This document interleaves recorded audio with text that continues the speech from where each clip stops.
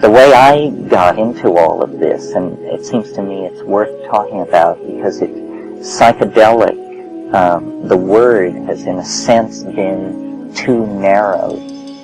It's a kind of secret faith having to do with perception of the world, I think.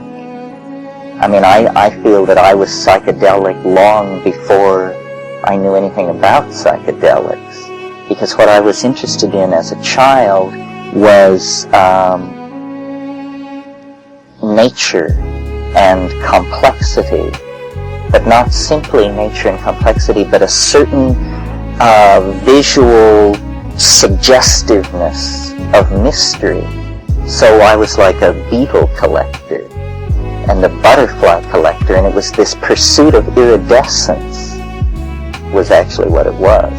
And then years later, when I studied psychology and the brain, I read Sherrington's definition of consciousness as an iridescence upon matter, meaning an effect that when you shift the point of regarding slightly, the iridescence disappears.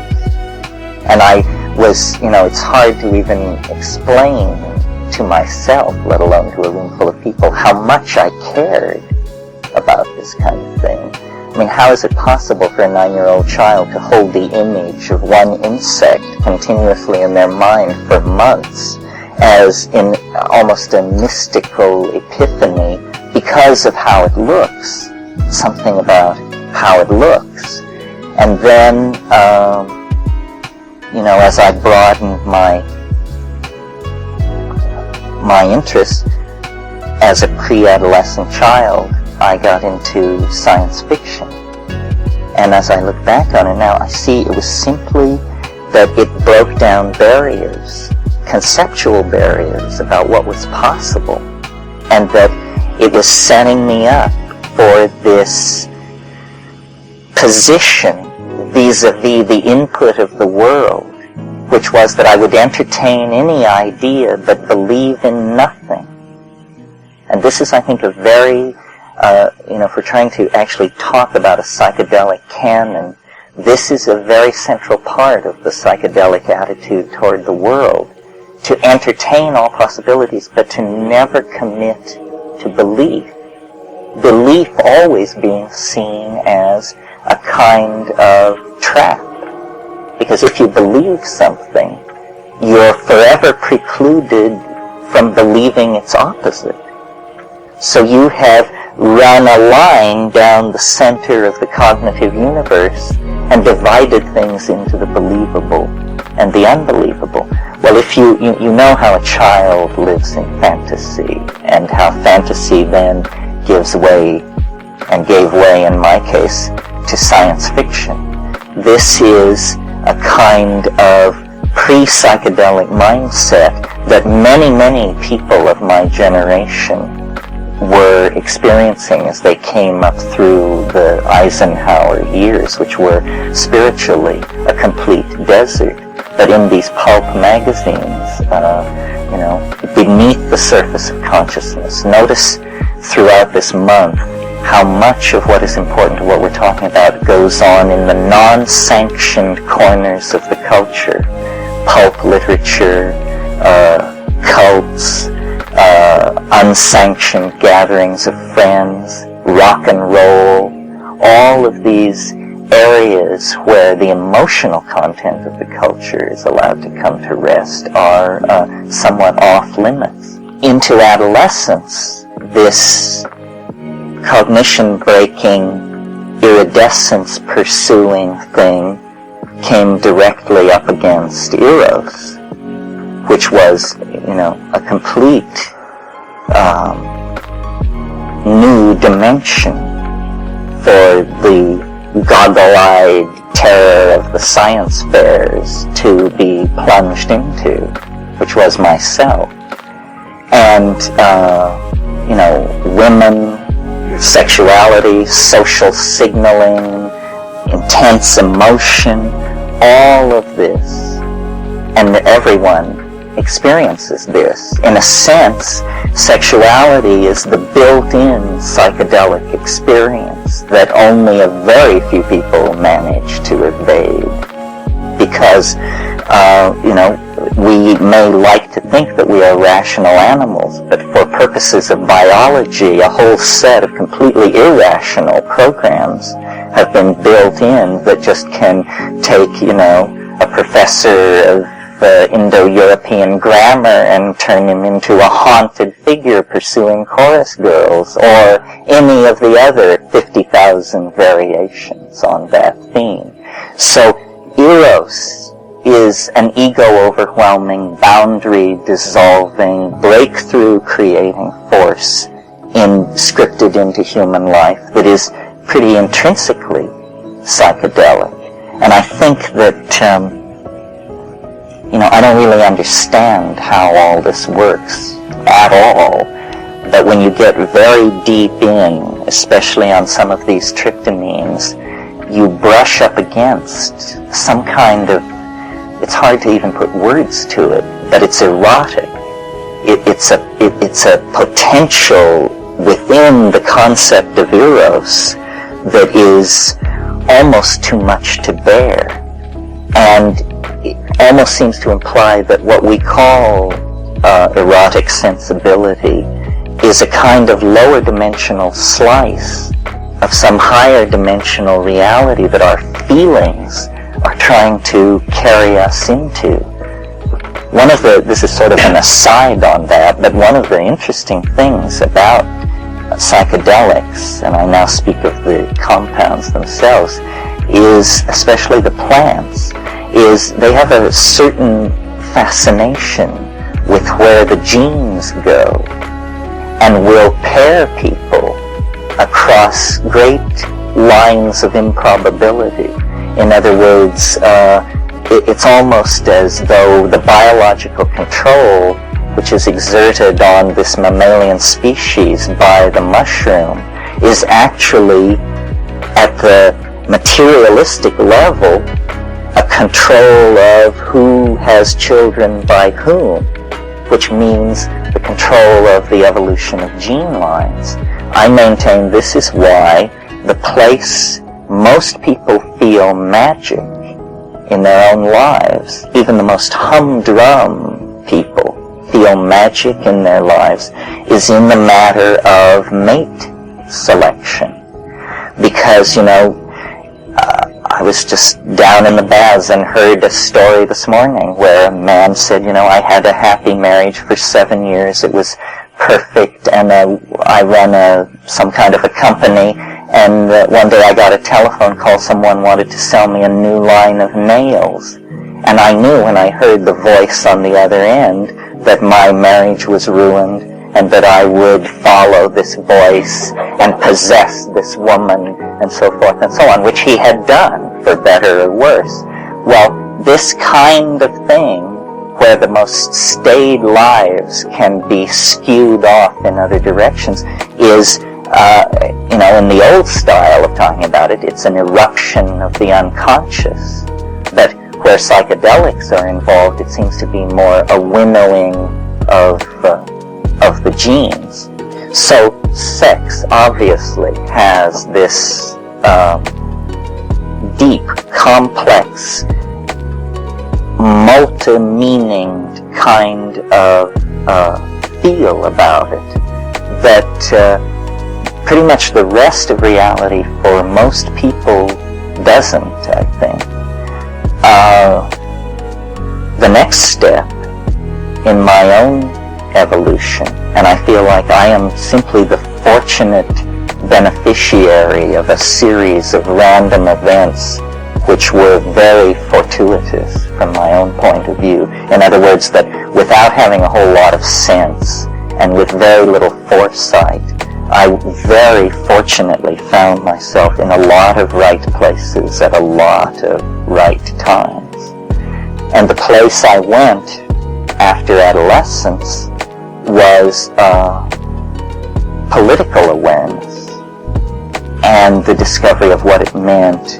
The goggle-eyed kid had conquered conquered, or at least had had a brush with the feminine. But then the next great item on the agenda was the community.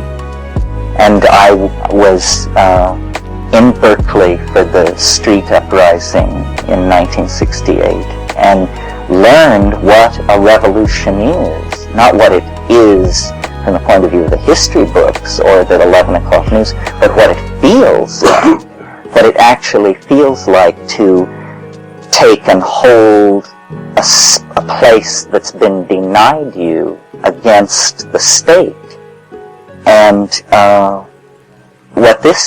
what I learned from that, I think, is that one of the core elements of this psychedelic thing is freedom on the broadest scale. I mean, it truly is, and you will hear me use this phrase over and over again, boundary dissolving.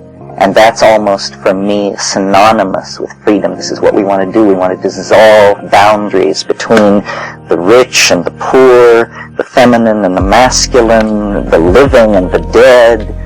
All boundaries do dissolve in psychedelic experience. And the social metaphor that captures this is revolution. Revolution is an eruption from the unconscious. It is not a reasonable thing. It has a logic of its own. It's as though the overmind reaches down into the mechanics of political process and says, no, it won't be that way. It will be this way. And, as you watch this thing in China unfold, the revolution that I went through was child's play. But the revolution going on in China is about consciousness. I mean, God, the notion that, people were selling John Stuart Mill in translation in Tiananmen Square like hotcakes brings a tear to your eye. I mean, it's incredible. And as I said on Friday, the psychedelic dimension lies directly ahead of us. It is permission for cognition, permission for revolution and resolution of the contradictions that have emerged out of 500 years, 1,000 years of practicing culture in this particular way that we've been doing. It just doesn't work. Well, Abby Hoffman said that the first duty of a revolutionary is to survive. And so my political career reached a point where I had to choose between exile and martyrdom. Hope that you should be so lucky, because both choices are heroic, you see. But I chose exile, which brings me to the next of these psychedelic metaphors, or these psychedelic styles that have nothing to do with the compounds, and that is travel. Travel.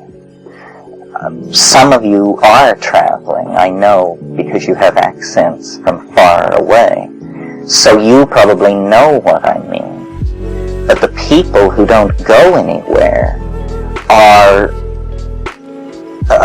in danger of missing a major point about what is going on. So my traveling began very tentatively, and I went to Israel, and then I went to the Seychelles Islands, and then I went to India, and then I got in trouble, and then I couldn't come back. So then I had to be who I said I was, because I had essentially been making a tour in order to return to Berkeley and slay women with my tales of daring do. But I got caught out there halfway around and had to stay not the planned 3 months, but years and years and years. And India and Indonesia and the Amazon and Tokyo and just, a series of scenes where my life seemed, I used to say I never sleep in the same bed twice. I also came to realize then that what happened to me in 10 days was more than happened to my friends back at home in a year. Because I would see, 3 countries, 5 cities, 18 ecosystems, 5 cuisines, so forth and so on, in 2 weeks. And for them, they were living out some kind of machine-like existence.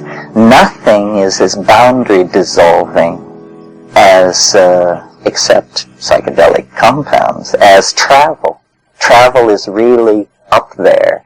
I mean, go to these places. There are many, many places, and they are not to be taken at face value.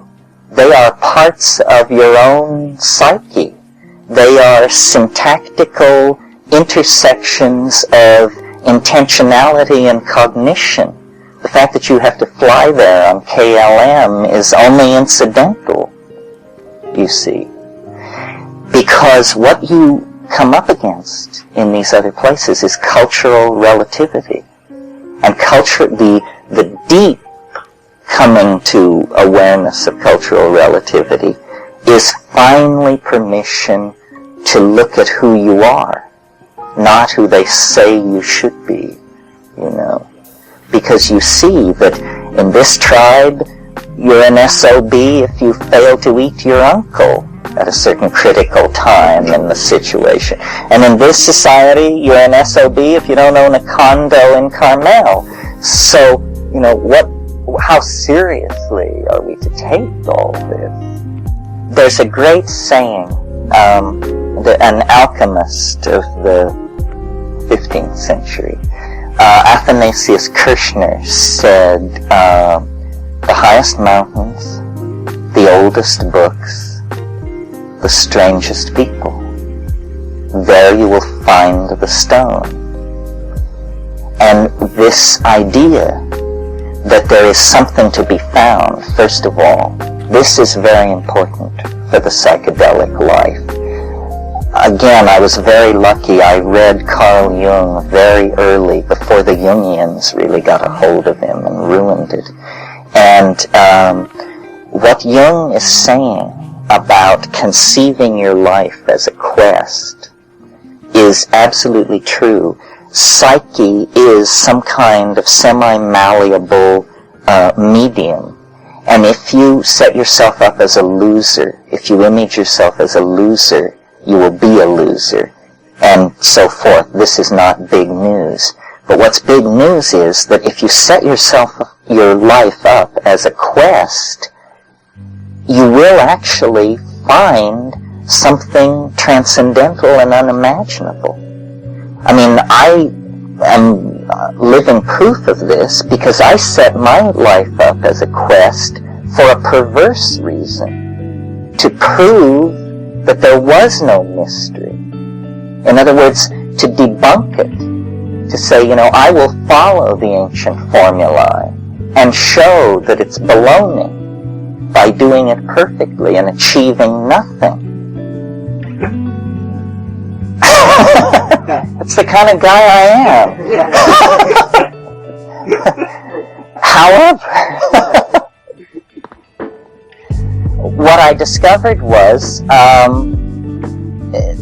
that the model of the world that we inherit, that it's 3-dimensional space and very humdrum and you're caught in its laws and like that, it's just not so.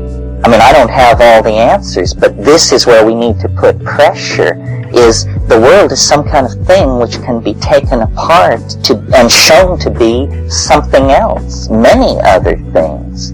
And nobody's saying this. I mean, these physicists are just sober as can be. And all this argument that goes back and forth about this paradigm and that paradigm and whether the world is made of anti-new Masons or... the world is obviously made of mind and intention. And I don't mean this in some airy-fairy, can't get a grip on it way.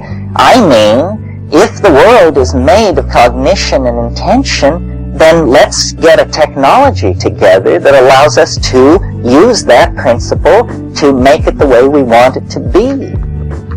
My mother said to me when I was at her knee, if wishes were horses, beggars would ride.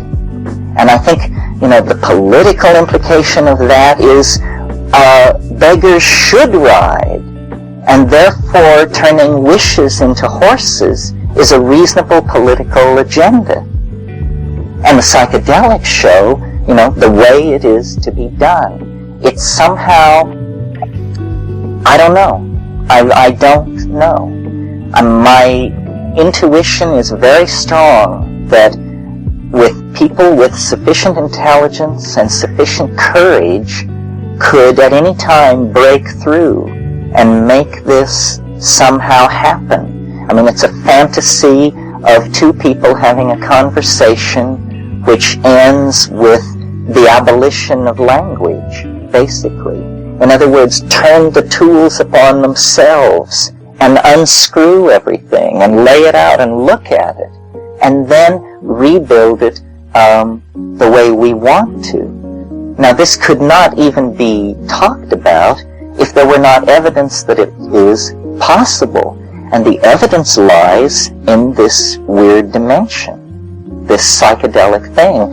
And I would be utterly despairing of the state of this planet and ourselves if it weren't for the existence of these compounds. I think we would not have the chance of a snowball in hell, not a chance, because everything on the surface spells ruin. We are murderous monkeys. We have looted the future. We have eaten the food of our own children. This is the kind of crowd we are. And yet, there is this shining, transcendent thing that is real. And this is what I hold against all the priests and gurus and rishis and roshis and geishas and babajis around, is they don't explain that what they're talking about is real. I don't even think they know that it's real. Perhaps they're just, parasites on an idea. But it is real, and it is possible to manifest it. The problem is that we are so perversely committed in the way we invest energy. I mean, a modern, well-equipped fighter plane costs $75 million. The United States government orders them in lots of 500 at a time. Do you know what $75 million would do to consciousness research in California? The cost of one fighter plane? I and the people I know and the people they know could deliver the millennium for that kind of money if, the law stood back. Because what we're talking about is a correlation of data that has gone on now for 400 or 500 years. Botanical data, chemical data, human data, anthropological data, data about language, data about complex systems generally, mathematical models, dynamics, chaos theory, so forth and so on. These are the tools out of which an understanding of the dynamics of mind can be created.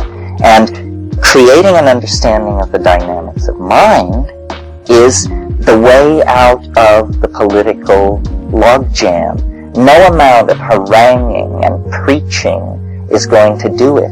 It requires a breakthrough to the mechanics of ourselves. That's what it basically comes down to. That we must see ourselves as potentially salvageable, reprogrammable, and worth saving. And I think that because the psychedelic experience is not bound in history, but in a way is a morphogenetic field amplifier of our species. I mean, if you think of the Sheldrakean model of morphogenetic fields, and then imagine that they cannot be detected by radio, they cannot be detected by any electronic means, the field is too subtle.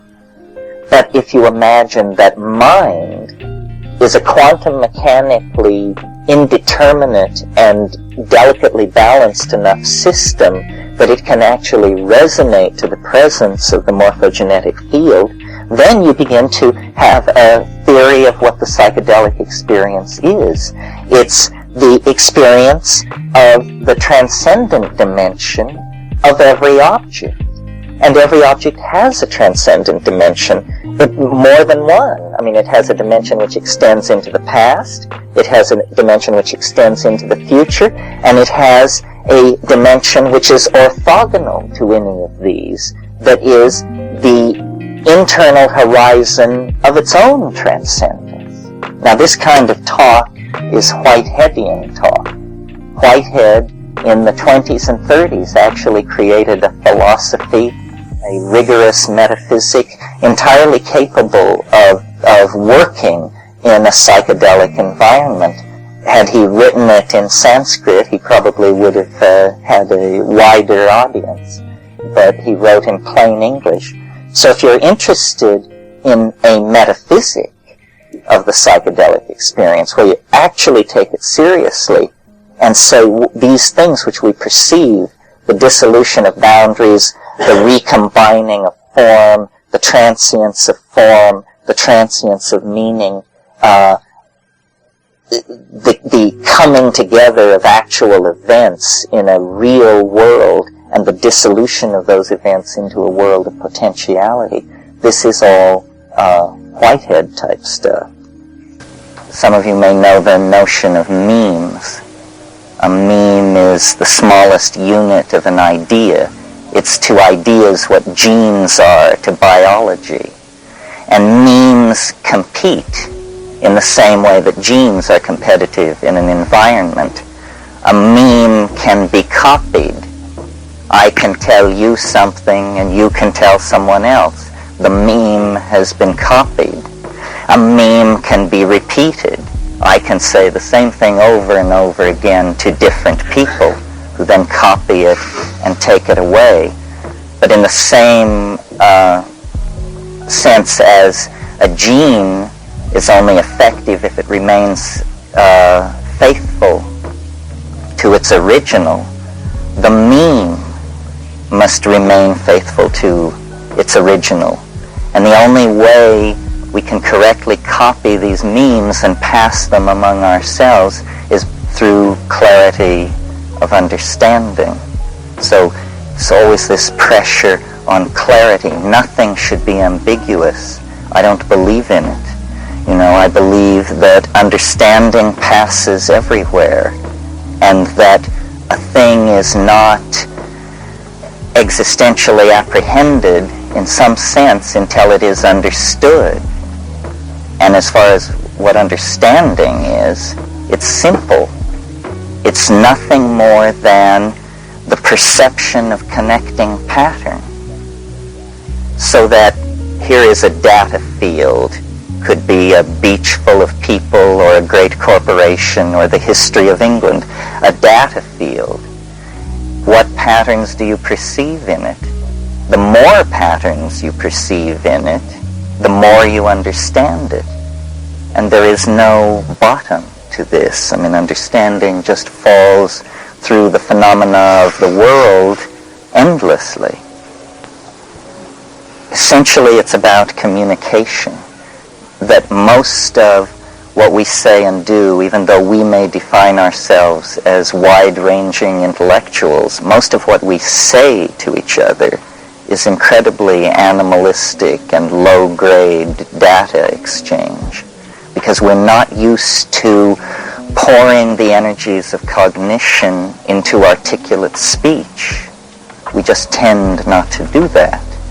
But actually, it's at this stage of things the closest we can get to hardwired telepathy.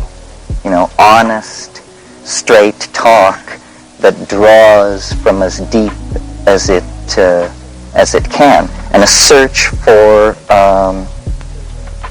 Well, Blake said this thing. Let's see if I can get it right. He said, "The truth, if it is told so that it is understood, must be believed. In other words, if you hear it and you understand it and it's so, you will automatically give allegiance to it. This is because we resonate with some kind of ground of being that is below the speakable and yet supporting it.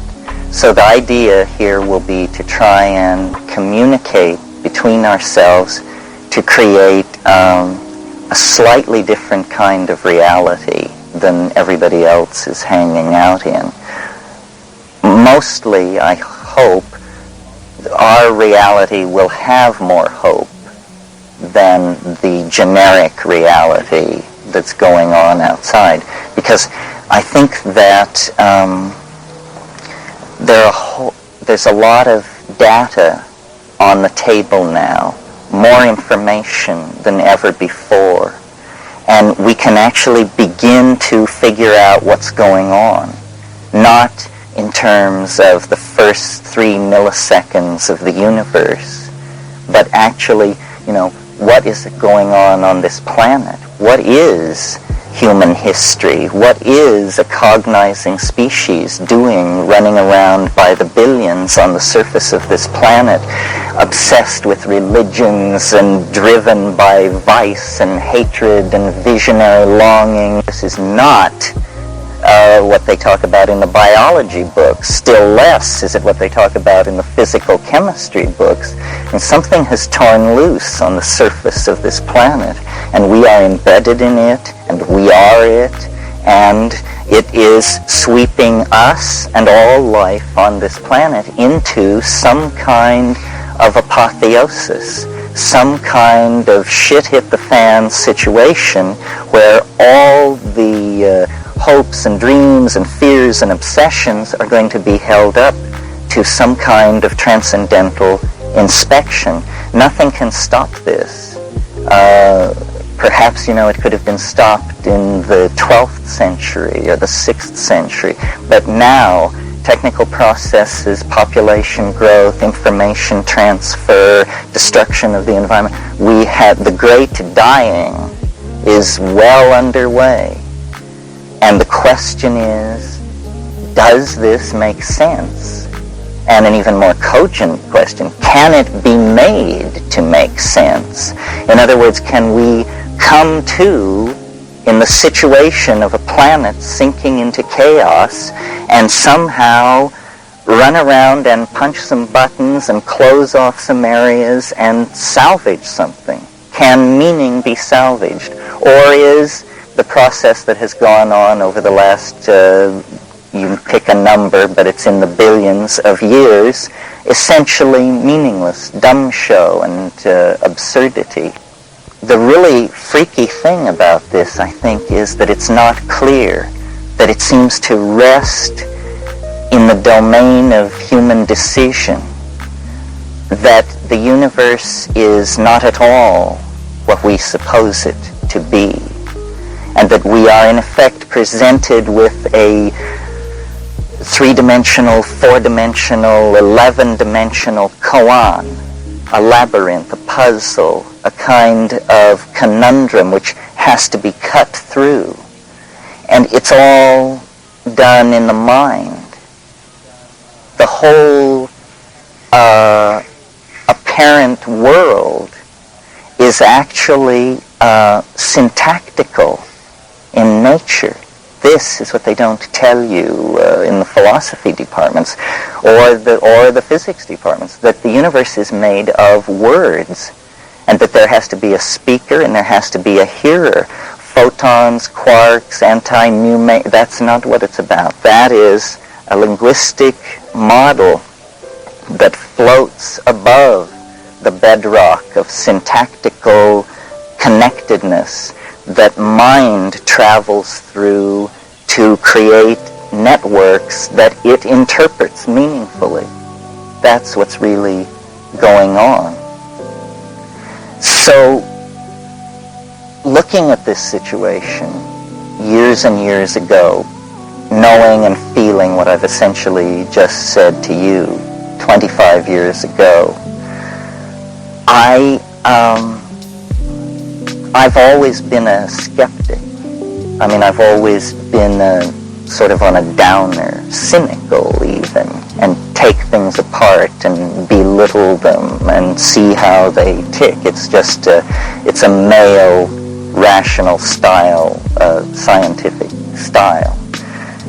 And the assumption behind that is that you can reduce the whole world to something which is non-threatening and neutral somehow.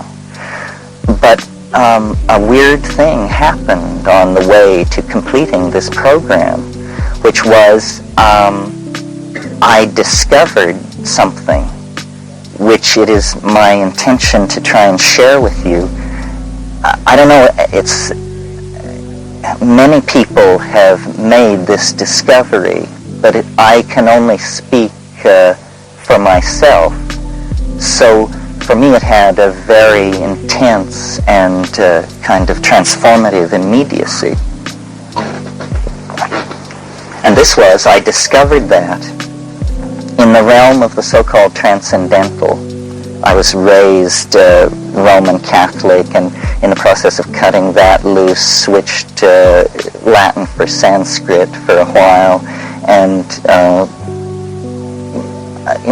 I've had a lifelong interest in the transcendental, but basically from a debunking point of view. In other words, not for me sweeping up at the ashram, not for me the ambiguities of Babaji. I mean, and in India, the tack which I always took with these people was, what can you show me? Anything. Because talk is cheap. God, if I don't know that, who does? So a line of patter is completely non-convincing. Well, it's not to be found in those traditions.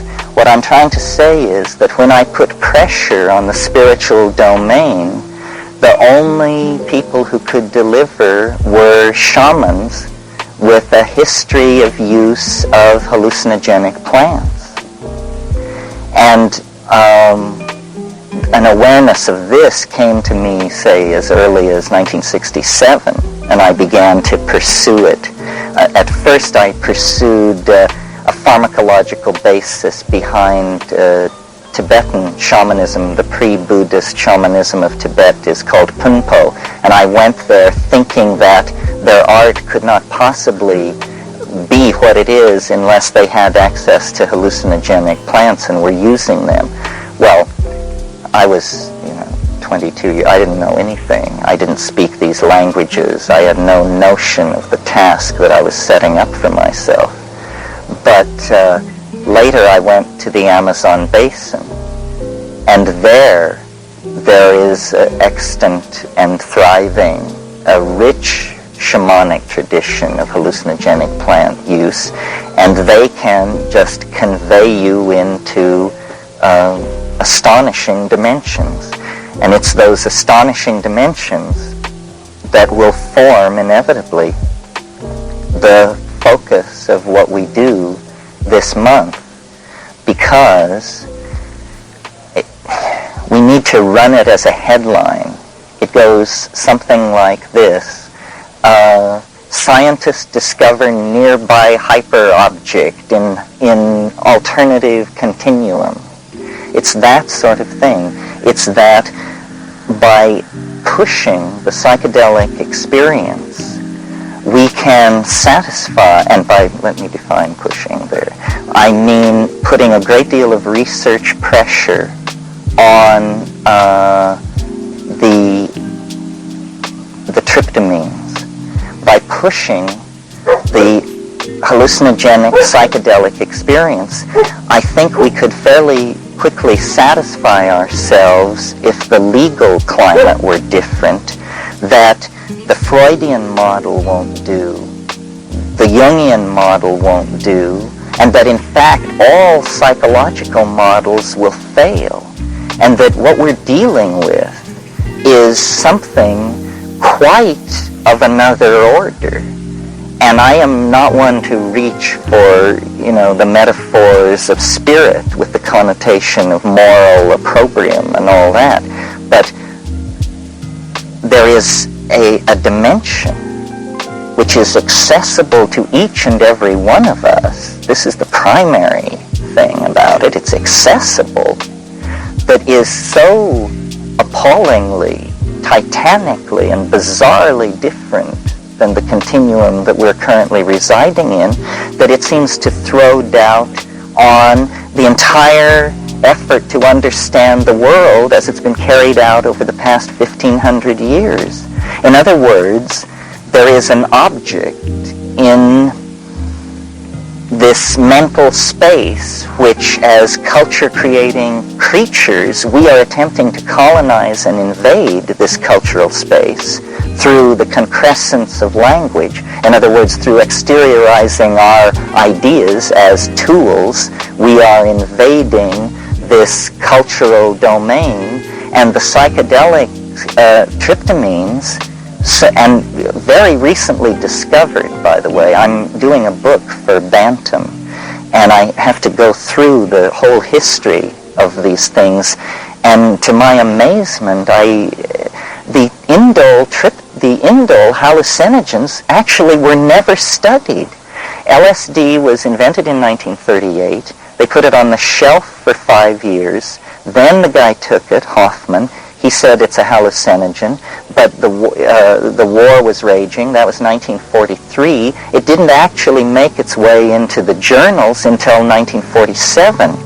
Then, from 47 to roughly 65, there was a great deal of interest in LSD and research on it. Then that ended with it becoming illegal. Meantime, psilocybin, DMT, and the beta-carbolines, the number of articles and papers published on these things numbers in the dozens.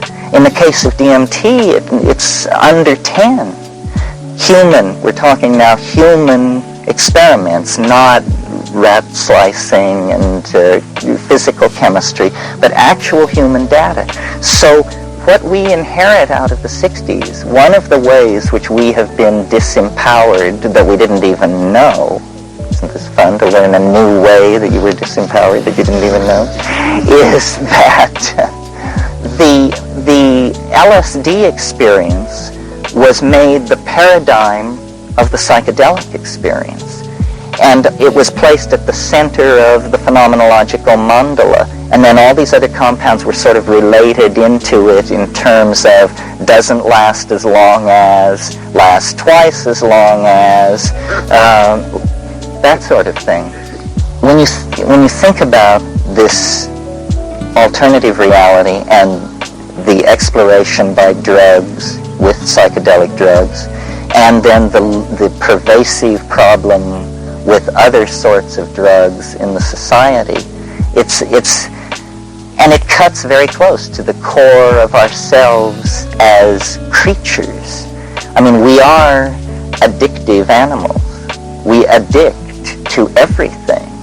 We addict to each other and glorify it as our most noble outpouring of sentiment in the phenomenon of romantic love.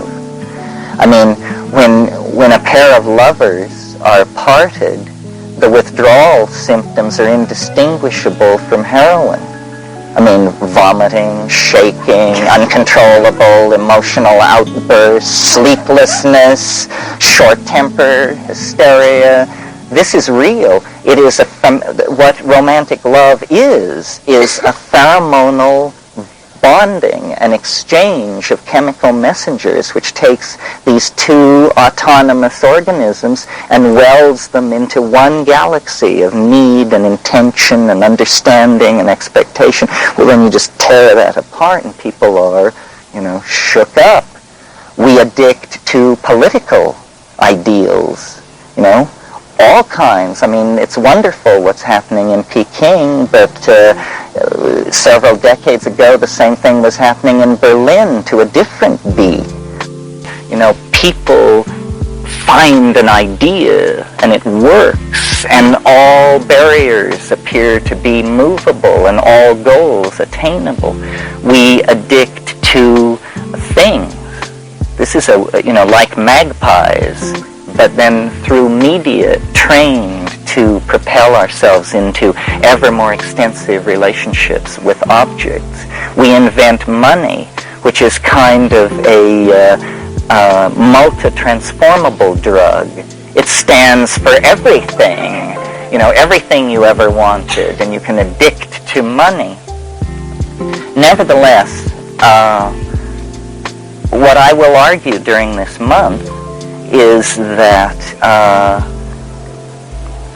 that this is not a bad thing, that we have a secret history that I will try to convince you of, and you should try to convince me that I'm wrong, and we will argue over the secret history of the human race and why it is, therefore, that we are as we are, and why it is that these psychedelics are not some peripheral issue of screwballs who can see God in a cabbage, but that, in fact, the issue of psychedelics is directly on the tracks of the onrushing locomotive of rationalist, paternalist, schlockola society, and that it ain't going to go away, because what we're talking about here is a nude part of the human mind. What we're talking about here is something which takes its place in the great unfolding of the defining of human freedom that characterizes the entire adventure of global civilization. In other words, we've got the Pope under control. That happened in the Middle Ages. Slavery has now been generally embraced as a bad thing to be into, and we've gotten that on the books as a bad idea.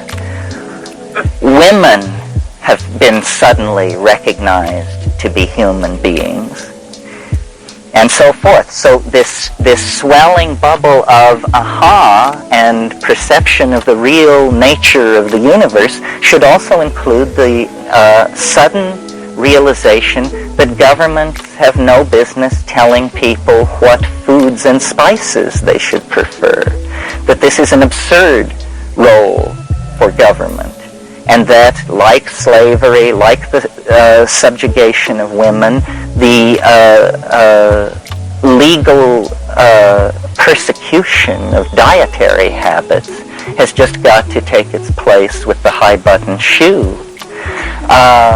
And we will talk a lot about the consequences of this. What does it mean? Because you see, what the government would have us believe, and perhaps believes itself, although I doubt it, is that we would return to the beast. That's all. We would just shoot junk and toot blow and flop around in ruinous orgies until hell froze over. And they, wiser, sterner, more disciplined than ourselves, represent the edifice of moral authority. This is a I'm doing it for your own good trip, see? And actually, this is all hypocrisy, and we will talk about that, the roles of governments in the promulgation of drugs and drug cartels, and how, this is what I learned doing this book for Bantam, is that drugs have always been there and have always been manipulated by governments. I mean, this is almost what money was invented for, was to do dope deals. And, I'll show you what I mean as we get into it. But I want to return for a minute to the transcendental object, because that's the part which gets me off the most. It's taken me a long time to believe what was actually happening, in that I always said I could believe it if I read it in the newspaper, but I can't believe it because it's happening to me. or it's happening so near to me. But I just, it hardly now seems to matter. And what we just have to do is to try and talk frankly based on the experience which each of us brings to this about, the thing. How much of it have you seen? Well, what do you think? How does it cast its shadow into your life? What is it?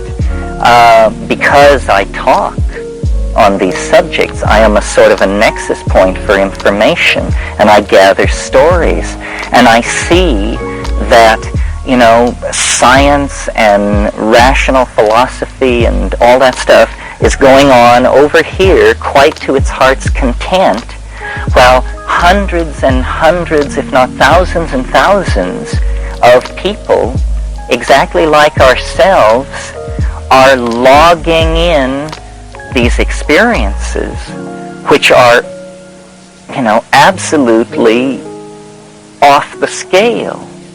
And I just don't, there are a lot of people having problems. People abducted by UFOs, people visited by Whitley Strieber's triangle face. That's not where I'm coming from. I have nothing but scorn for all weird ideas other than my own.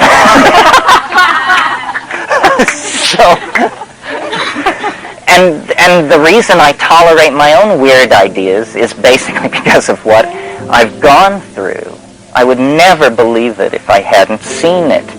There's a wonderful story, and I have no love for Christianity either, but I'll tell a Christian story. This is what I got out of the Gospels. Christ appeared several times in the upper room after the crucifixion to the apostles. The first time he appeared, the apostle Thomas was not there. And so then Thomas came after the visitation, and they said, the Master was here. He was with us. And Thomas said, bullshit.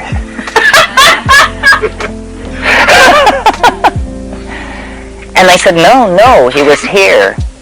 And he said, unless I put my hand into the wound, I will not believe it.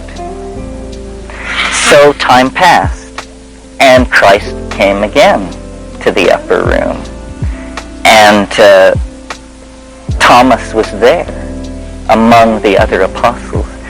And Christ said, Thomas, come forward. Put your hand into the wound. And he did. And he did. Now, the conclusion that I draw from this story is, alone of all human beings in human history, Thomas the doubter touched the incorporeal, resurrected body of Christ. Only the doubter was allowed that privilege. For everybody else, the show. And I just take that absolutely seriously. I think that God, or he, she, or it, loves the doubter and prepares treasures in paradise for the doubter that eclipse anything.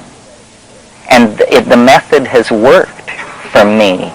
And I have seen absolutely astonishing things. I'm sure many of you have too. I have seen things where I had perfect confidence that no human being had ever laid eyes on these places before. And I'm sure you have too. Because that's how big it is in there. It is, the further in you go, the bigger it gets. We are like monkeys sitting in the presence of a flying saucer whose doorway has just been flung open. This is what we need to become conscious of. We need to dissolve the assumptions of the culture And this is why LSD was so terrifying, because I firmly believe that one of the things psychedelics do is they dissolve cultural assumptions. It doesn't matter whether you're a member of the Politburo or a go-go dancer in Berlin or a professor of agronomy in Kansas, you will doubt your beliefs and your world if you take psychedelics. This is good. We need to dissolve our cultural conditioning and try to get down to brass tacks, because I'm convinced that reality is a tinker toy set that we can learn to take apart and put together in completely different ways. And we're going to have to pull some real rabbits out of the hat, or the planet is just going to pour over the edge into chaos. And before they were called psychedelics, they were called consciousness-expanding drugs. Well, if there's any possibility that that's true, let's put our best people on it, because consciousness is what we're dying for. We don't have enough of it. We can't feed the hungry. We can't manage a global economy. We can't hold down guerrilla warfare. We can't cure AIDS. We need to get smart. And if this stuff has anything to do with getting smart on any level, even for 1 in 1,000 of those who use it, pour it on. We can't stand around like a bunch of nitwits just watching the planet burn down around us. Now, it's very touchy, this whole thing, because it is literally and perhaps metaphorically as well illegal, forbidden territory. We're like South Pacific Islanders. We have taboos, Bring this plant into your house and you must go away to the big slammer for a while. This is a taboo.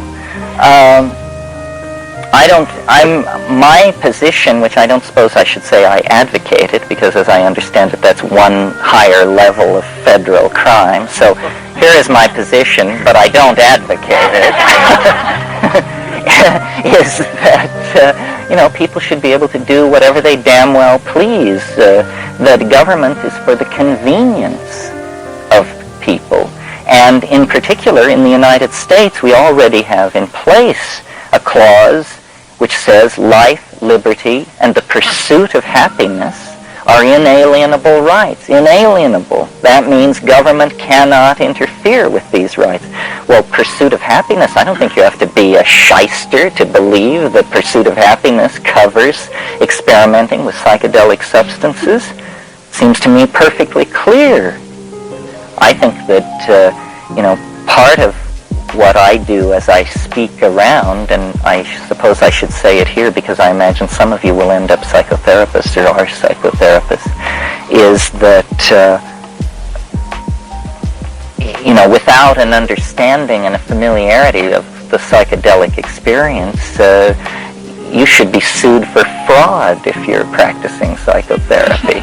Because the dynamics of the mind, isn't that what psychotherapy is about? Well, you know this much unless you have had a variety of psychedelic experiences. That's where the confirmation of all this theory is, and that's where you find out what you're running from.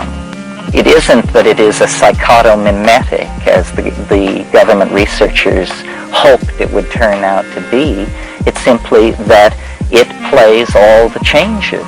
It pulls out the stops and it plays in the major and the minor keys, and you see it all. This is indispensable for psychotherapy.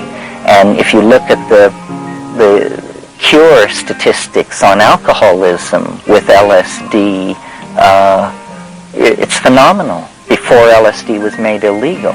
Now, I understand, I don't believe these are chemical cures to drug dependency. That isn't how it works. It works like this. You take LSD, you're an alcoholic or a junkie. You take LSD, all your illusions and defenses are dissolved. You see that you're killing yourself and that you're a pathetic wretch and that you're destroying yourself and the people around you. And then you come down. And out of that experience, you existentially draw, in some cases, the power, the self-will, and the motivation to change your behavior. Well, I believe that as a culture, we could do this. And this comes perilously close to sounding like everyone should take LSD. I don't believe that. I think that it's a calling. It's a kind of a profession. It's, well, shamanism is the best model. And I think that the rebirth of shamanic awareness is part of a much larger cultural phenomenon, which I call the archaic revival. I hate the term New Age. I think it's just, 11 o'clock news stuff.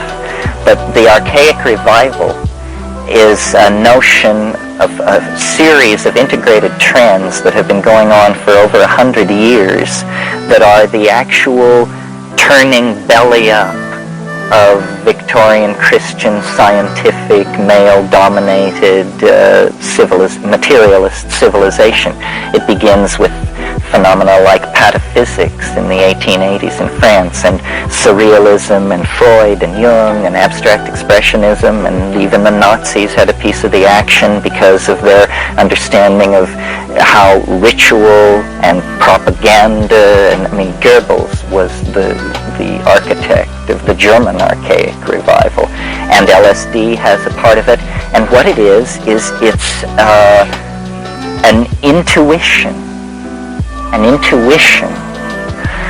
that to save ourselves from what we have done, we must reach far, far back in time for a stabilizing metaphor, not as the Renaissance did back to classical Greece and Rome to create classicism, which of course all happened in the 15th century, but further back to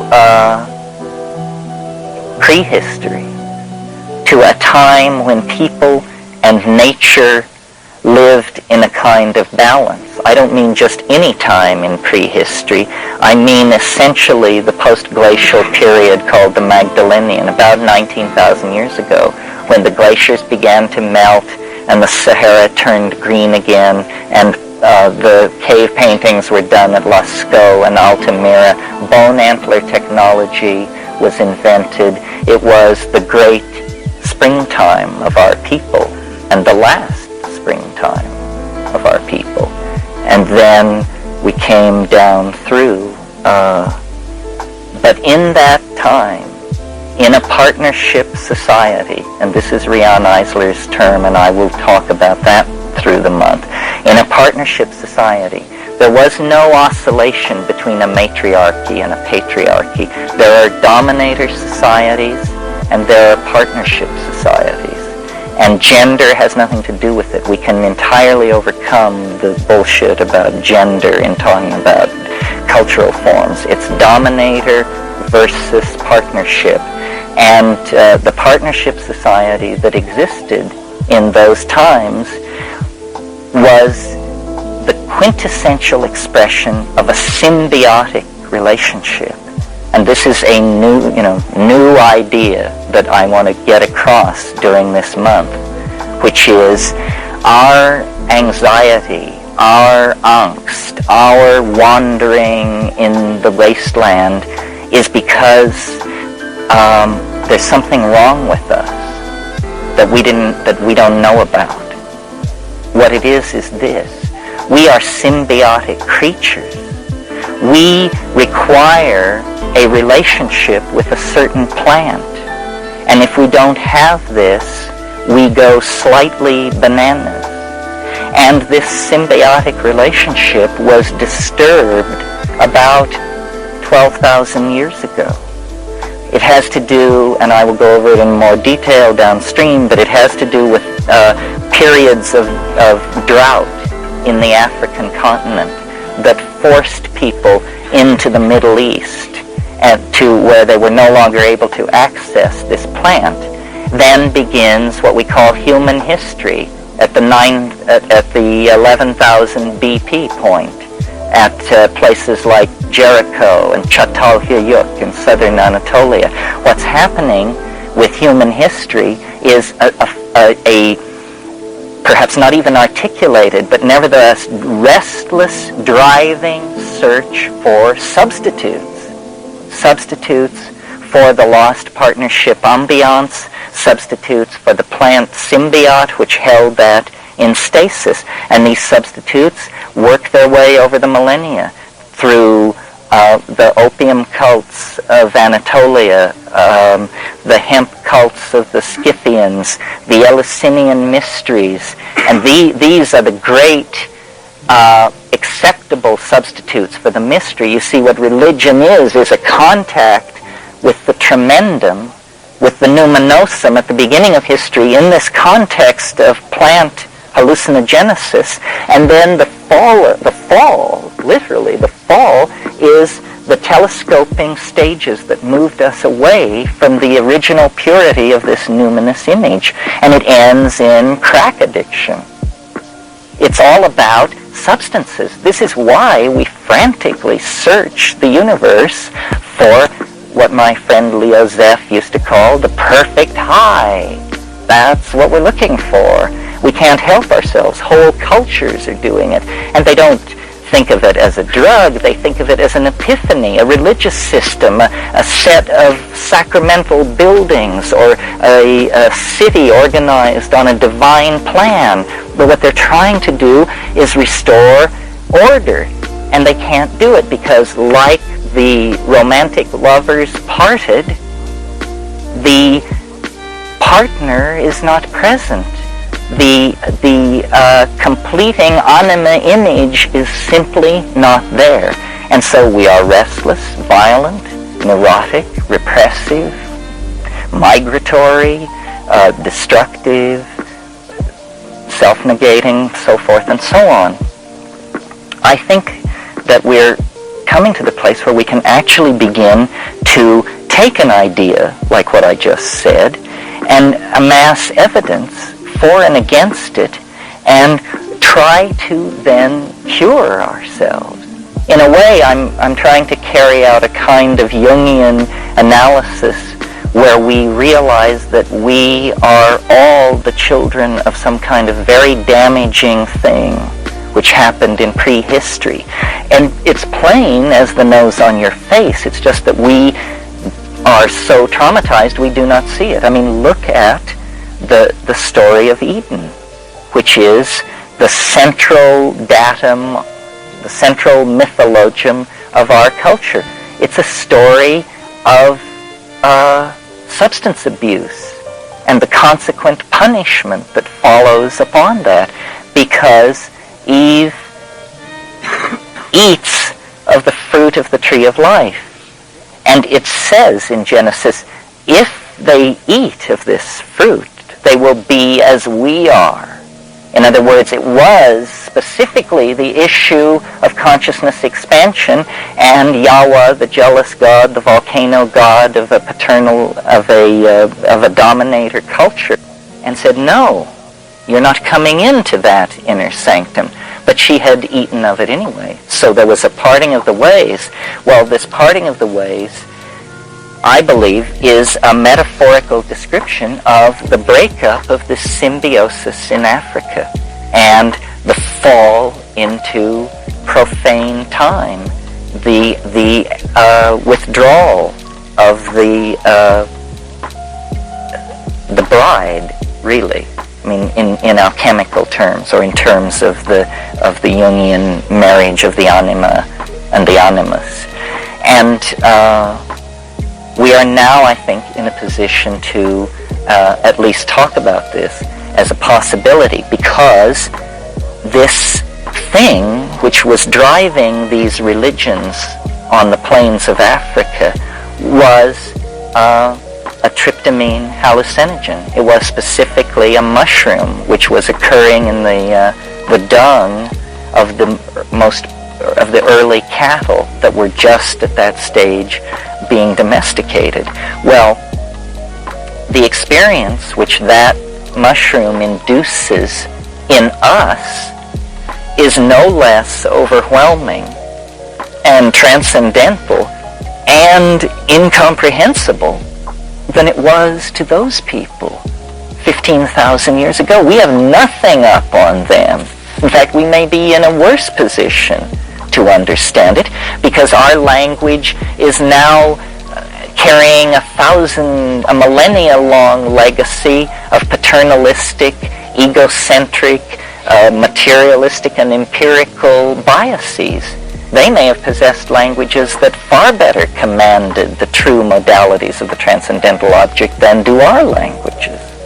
So the archaic revival is an invitation to historical humanity to view itself as a kind of prodigal son and to abandon the wandering in history, the peregrination in history, and to return to the archaic fold with what has been learned.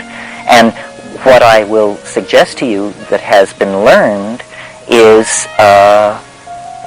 the purification and rational analysis of the sine qua non of the whole shtick, which is the hallucinogenic compounds.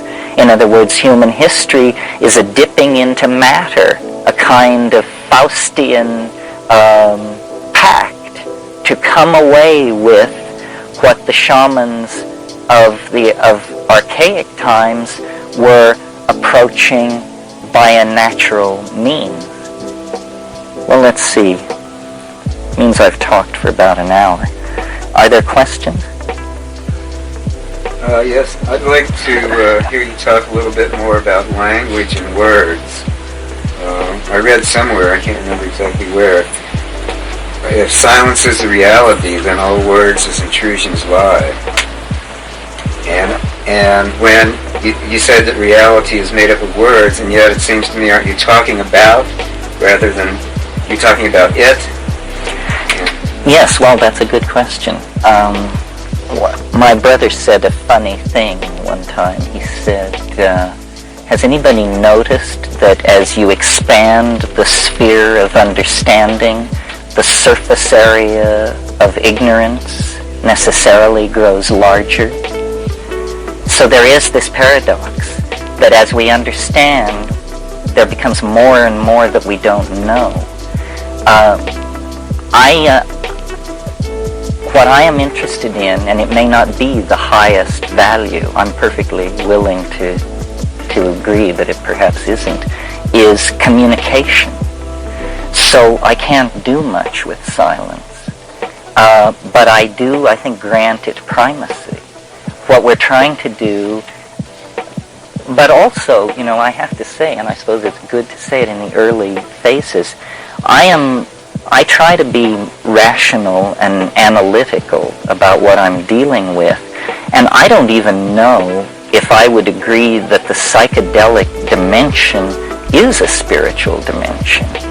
In other words, all I'm willing to say at this point is it's another dimension. Trying to turn it into something which would make us better people or worse people, it doesn't seem to operate like that. William Burroughs had the notion that he said language is a virus from outer space. It's possible that language is some kind of higher order organizing principle. It only arises in the most highly organized higher mammal on the planet. And to those of you whose hearts leap to the defense of dolphins, magpies, and honeybees, good luck. But, because it ain't King Lear, that's the point. You see, it isn't Milton. It's something, but it isn't. I mean, language has a force and a dynamic of its own. Perhaps it is a virus from outer space, inhabiting us, using us to articulate sound. I'm fascinated by the mystery of language because it's very central to understanding what psychedelics are. Why do I say that? Because and I will refer again and again to DMT, dimethyltryptamine, as the most interesting for many reasons of these psychedelics. But today I just want to mention one aspect of it. In the trance that overwhelms you when you experience this hallucinogen, it only lasts for a few hundred seconds. And in that place, there are entities that are making sounds which visibly condense before you. In other words, language has the potential, I swear to you. In other words, this settles a question. Language has the potential to be seen rather than beheld.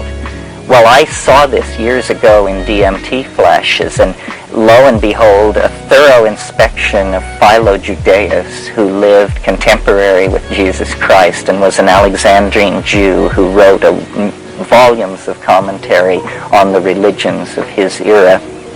Philo Judaeus talks about what he calls the Logos. The Logos was an interiorized teaching voice which Greek ecstatics sought to contact. And Philo says, he sets up a little dialogue, and the first speaker says, what would be a more perfect Logos? A more perfect Logos than the informing teaching voice. And Philo answers, the more perfect Logos would go from being heard to being beheld without ever crossing over a noticeable moment of transition. Astonishing. I mean, I always wondered, did they know what they were talking about? What did it mean to them? What did it mean to him to write that sentence? Well, we'll never know, so here's what it means to me. It means that the program of language is an open-ended one, and that we are dynamically caught up in it, that we are language. That's what distinguishes us from those who chirp and twitter and romp in the trees, that we are language, and that language is evolving. It's changing, and that in fact what we call culture is nothing more than a kind of shock wave trailing behind the forward edge of this language-making capacity, because you can't invent it before you can say it, you can't sell it before you can describe it, you can't do anything with it until it exists as a commandable set of syntactical connections. So in one sense, and I will carry this forward over the month, what the psychedelics are for us as a species, rather than for each one of us as an individual, what they are for us as a species is an enzyme that catalyzes the language-making capacity. What is an enzyme? An enzyme is an organic catalyst. What is a catalyst? A catalyst is a chemical agent which causes a chemical reaction to proceed faster than it ordinarily would without being consumed. The catalyst is not consumed. So I think that the astonishing proliferation of cultural effects, languages, religions, ontologies over the past 40,000 years out of nothing, because before that human organization was, it was dull back there for 1 million or 2 years. There was, so far as we can tell, no material culture at all. Now, you may wish to defend that it was wonderful, but you will find you have no evidence for it. But suddenly, after staying stable for 1 million years, the human brain size doubles almost overnight, and there is this cascade of cultural effects. I maintain that it has to do with pastoralism as a behavioral habit, bringing these proto-hominids into contact with psilocybin as a dietary element, and that psilocybin specifically catalyzed certain qualities of the human organism that worked to its evolutionary advantage, such as consciousness. Can you imagine a more multi-purpose mutational, adaptational change that would serve you well than being able to think clearly? I mean, if a flatworm could think clearly, evolutionary horizons would open before it, or any other organism. It's like a super non-specific immune response. You can handle any problem. Give me a problem. I'm a thinker. I can handle it, you know. So the catalysis of language, well then, it only ceased 2,000 years ago at Eleusis, when triumphant Christers stomped out paganism wherever they found it, and all of these mystery religions were driven underground and forgotten. And it has to do, you know, there are other factors, such as the botanical scarcity of decent hallucinogens in the European ecosystem, but, you know, details which we can talk about. But the point is, 2,000 years is all that we've been away from this. And in that 2,000 years, you know, we've elaborated the most lethal set of assumptions and cultural conventions ever brought forth. I mean, you know, war, before people used to knock each other on the head, but in the hands of these unstoned dominator types with this linear linguistic bias, which then is totally reinforced by the printing press, well, you see, you know, it's a suicidal cultural style. Well, one of the things that I think happened in the 60s that supports my case, in the wake of LSD, you see a tremendous enriching of language, endlessly sneered at by those who don't talk that way. But, you know, it introduced the notion of the vibe, the ego trip. These are worthwhile concepts. The bummer, the flashback. These are linguistic pearls that, you know, crystallized out of that experience. And I realized in the Amazon, hanging out with these ayahuasqueros, these people using ayahuasca, which is a different strategy to make DMT happen, but it ends up with the DMT happening. Their songs were not to be listened to, but to be seen. And people would say, "How did you like my song last night?" And people would say, "You mean the blue one or the yellow one?" And so, you see, I believe that the psychedelics are working at the cultural level to promote language, but also to, it's not simply a linear enriching of language. There's also something going on biologically, that language is actually gaining in the vertical dimension in its beholdability. And this is taken very seriously in the Amazon, because these small hunter-gatherer groups, where there's big pressure on protein and there's no room for mistakes, they guide their societies by taking these drugs together in a group situation, and collectively they see, whatever this means, they see and they model what their future is going to be. It's true telepathy. You see, when you listen to my voice, if you understand what I'm saying, it's because my incoming words cause you to go to your dictionary and look them up one by one. And if your dictionary is pretty close to my dictionary, we will understand each other. But the whole act of communication depends on this assumption that the dictionaries are the same. If they're not the same, then you will not understand me. If, on the other hand, I could make you see what I mean, this is not a culturally conditioned avenue of information transfer. You don't have to learn English to look at an English woman. It's easy. You just do it. It's at the biological level. And so this is, I think, in terms of consciousness expansion, you say, well, it's good, it's as a general notion, but what direction is it moving? It's moving in the direction of literally a clarifying of language into something that can be beheld. And it's an arrow toward a greater domain of existential validity that each of us can move in. We need to communicate. We need to find out who we are, each of us individually, and then we need to tell each other. The whole dominator style of unstoned culture engineering is ego. That's what happens when you don't take psychedelic drugs as a culture. Ego flows in. That's what was happening on the plains of Africa. Every Saturday night, everybody was getting loaded, and boundaries were dissolving. The boundary of the assumption of the uniqueness of the individual. They were taking these things, and they were having, well, group sex, basically. These were the two things. It's clear because of the quality of psilocybin that it actually, at mid-range doses, causes arousal. You see, at very low doses, it increases visual acuity.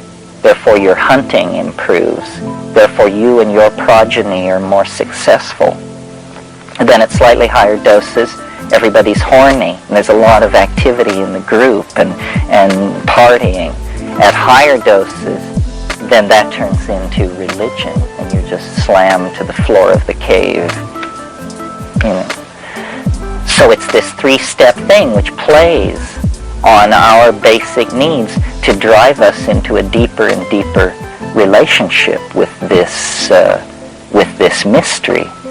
And it's such a huge idea that this is what we are, that this is so fundamental, that this isn't just some curiosity of, hedonic West Coast, so forth and so on, but that it is in fact central to understanding and defining humanness and to trying to grab some of the controls of this sinking submarine of a planet and get it back up to the surface long enough for us to all climb in a rowboat and to make our way somewhere. So thank you for being here today, all of you.